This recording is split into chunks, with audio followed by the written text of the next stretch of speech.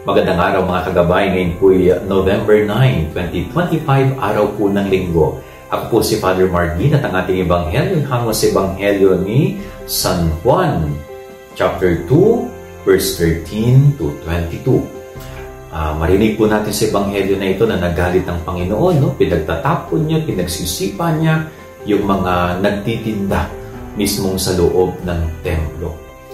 Bakit nagalit si Jesus? Una po ay parang nawala yung kasagraduhan ng templo dahil ginawa po itong palengke.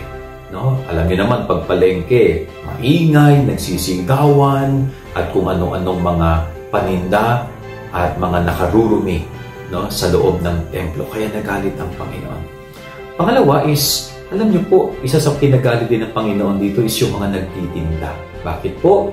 Dahil overpricing sila.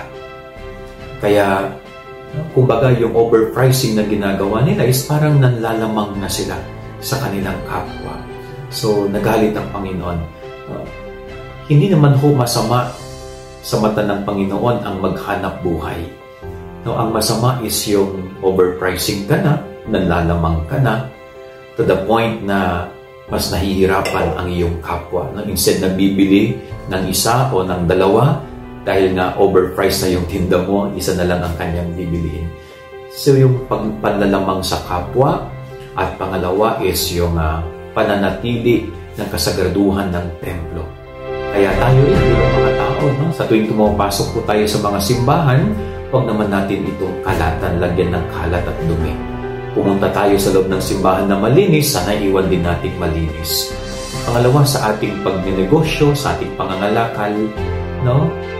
Hindi po masama ang tumubo, pero wag naman po yung sobra. Okay? So yan ang ating gabay-aral ngayong maghapon. God bless po sa inyo lahat. Pagpalain kayo ng Panginoon.